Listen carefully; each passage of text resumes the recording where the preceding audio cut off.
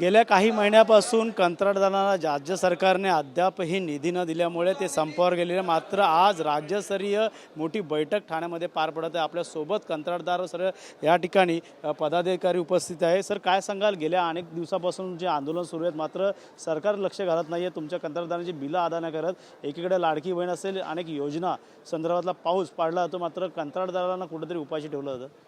महाराष्ट्र राज्य कंत्राटदार महासंघ राज्य अभियंता गेल्या 3 महिन्यापासून कंटिन्यूज आंदोलन सुरू आहे.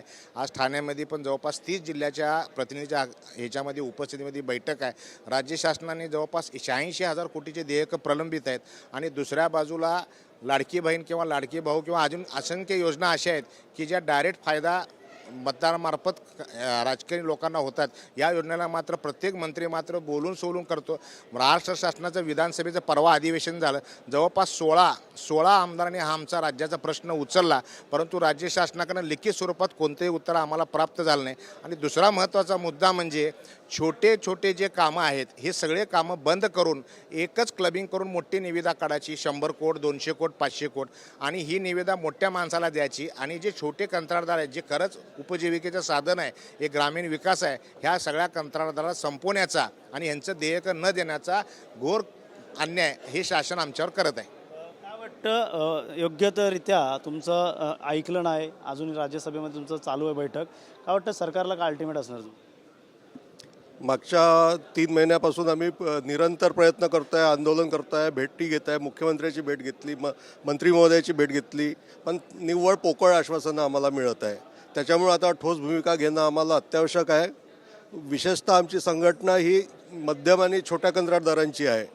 पण शासनाचं मागील 3-4 वर्षातलं धोरण असं आहे की छोटे छोटे सगळे कामं क्लब करायचे आणि मोठ्या धनिक लोकांना, धनाढ्य सेठ लोक आहे त्यांना कामे द्यायची. 500 करोड 1000 करोड असे टेंडर निघत आहे आणि ते चांगल्या दराने मॅनेज होत आहे आणि निविदा देत आहे. आमचे लोक तेच कामं 25% 30% बिलो करण्यास तयार आहेत, पण हे त्यांना 5% अबोव दराने देत आहे. याच्यात काहीतरी मोठी राजकीय खेळी किंवा काहीतरी ठोस काहीतरी म्हणजे यांची भूमिका आहे, ते आपल्या लक्षात येईलच. अनेक सण जे आहेत ते तुम्ही असेच घालवले आहेत, घरात कुठलाही उत्सवाचं वातावरण नव्हतं. काय वाटतं येणाऱ्या काळात अनेक सण आहेत आणि तुमच्यासमोर पिढी आहे, ती कशाप्रकारे पुढचं पाऊल असणार? नाही, सर्वात महत्त्वाचं असं आहे की शासनाला आमचे जेवढे काही सण होऊन गेलेले आहेत, एकीकडे शासन म्हणतं आहे की आम्ही हिंदूंचं सरकार आहे म्हणून, पण हिंदू सणांवरती त्यांनी इतका अन्याय करून आमच्यावरती अत्याचार केलेला आहे. कारण की आमच्या घरामध्ये ना आम्ही गणपती उत्सव नीट साजरा करू शकलो, ना दसरा करू शकलो, ना दीपावली करू शकलो.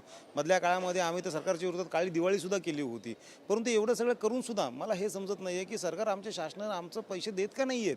एकीकडे सांगतात की राज्य सुजलाम आहे सुफलाम आहे, आणि एकीकडे लाभार्थ्यांना वाटेल तसं निधी देत बसायचा, मोठमोठी इन्फ्राची कामं काढायची. इन्फ्रांना देण्यासाठी यांच्याकडे पैसे आहेत, परंतु आमच्यासारख्या छोट्या माणसाला देण्यासाठी यांच्याकडे पैसे नाही आहेत.